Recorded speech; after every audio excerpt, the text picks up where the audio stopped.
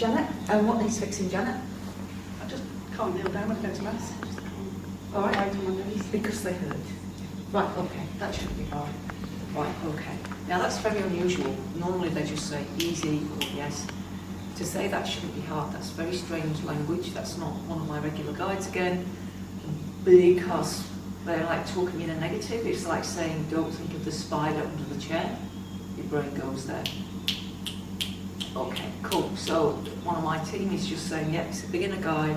So in the same way that when I run a workshop, I've got a workshop coming up here in July, I'm teaching you to do this if you want to learn. You don't have to have done any previous healing. I can still teach you how to do this. You won't be able to do it to my skill level overnight. Could be really realistic. I've done it for 25 years, but you will feel spirit moving you, you'll sense energy, you'll have your own issues worked on as well as part of that weekend. And in the same way that people on a physical level have to learn to work to do this kind of healing, on a spirit world level there are ones that are just beginning as well. And because yours isn't a life-threatening condition, we've got a beginner. His name's Joe. Hello, Joe. Please say hello, Joe. Hello, Joe. Joe's now blushing and his hands are trembling. It's all good, it's all good. It doesn't matter if you get nervous. All that matters is about the intent. That's right. All right, now, we've just got to try Janet and see if he's fixed this one. If he has, it was bloody fast. Right, so feel free to use this for support, but if you want to kneel down and just see how your left knee feels as you kneel down. So you can kneel on it. Yeah, cool, right, rest there. Cool. So Joe's starting to feel a little bit more confident now, you see, he can do this.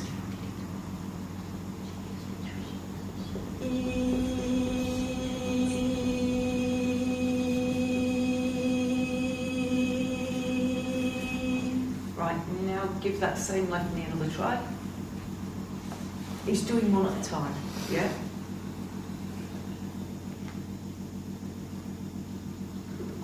You put your weight on it, cool, awesome, right.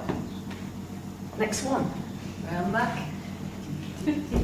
Doesn't take long, he's not mad for a little beginner, is he, bless him? Now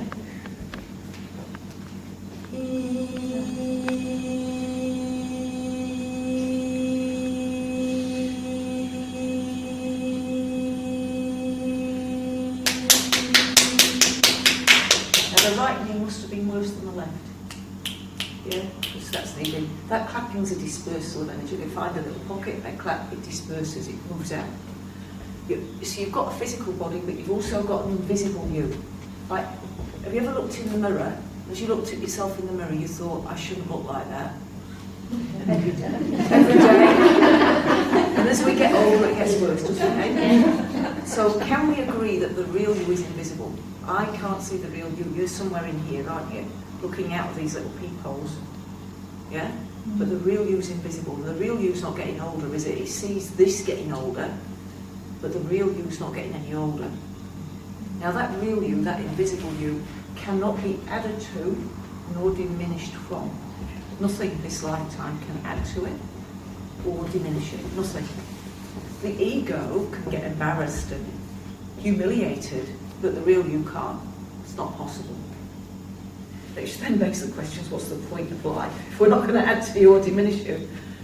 Right, let's try both of these out. Yeah?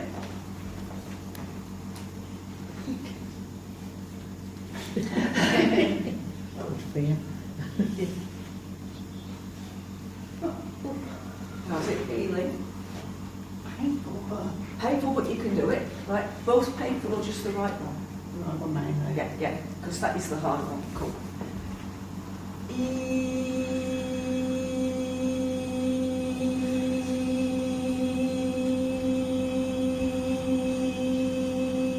So all the gestures that you see me move, that's the spirit surgeon moving my hands or my whole body. All the sounds are produced by the surgeons. My job is to sort of give you a running commentary, sort of demystify the process, help you understand there's nothing to be afraid of, this is natural, this kind of healing was possible before pharmaceutical drug industry came along, but we've all been turned away from it, you see. But we used to always go to the healers. We used to have the herbs. You know, there are better ways to heal our bodies than what we are now calling conventional medicine. That is actually the newfangled stuff. My grandma would have called it newfangled. Yet healing is the old traditional way, and we've forgotten that. Just a couple of generations. It's almost like we've been brainwashed and forgotten. I've been out of the UK 20 years. When I left the UK, there were healers everywhere. There's not so many now, even though the population's grown. And it's because there's all kinds of laws and restrictions around the healing room. Right, just extend that knee for me, just so I can see how that feels. How's that feeling to you? Pretty good? Right, and try the kneeling again. I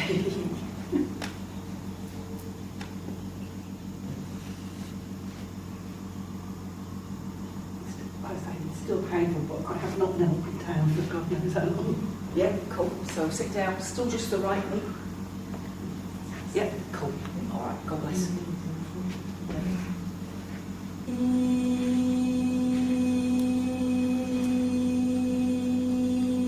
And Janet just said, for God knows how long, and you said, yeah, I do know.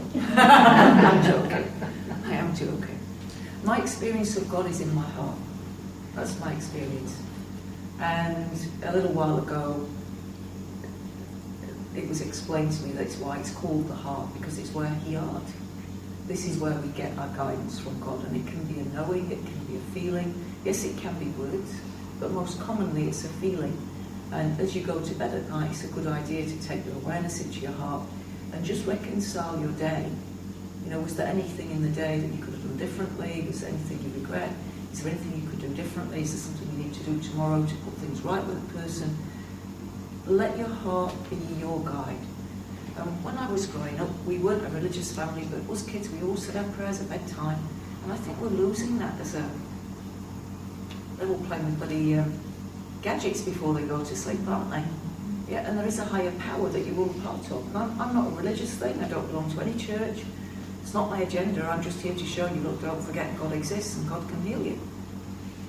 And I don't go to any particular church because I know people don't necessarily want a religion. If you've already got your religion, then that's brilliant. Your religion is right for you. How do you know that? That's what you've been drawn to. All religions have value, and it can be all about what we've done in a previous lifetime, what we're doing in this lifetime. There's just a little bit in there. Joe's like looking up to one of the more senior guides saying, what do I do with this?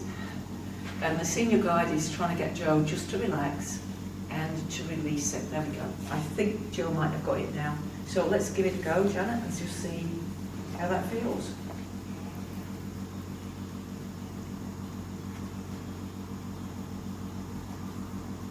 Definitely needs the pain. A lot easier. Right. Now, in the family, is there a relative of yours called Joe? Because I haven't really had Joe. Yeah, well, that's who was helping. Who is he in relation to you? Your Uncle Joe. He's the one doing the healing.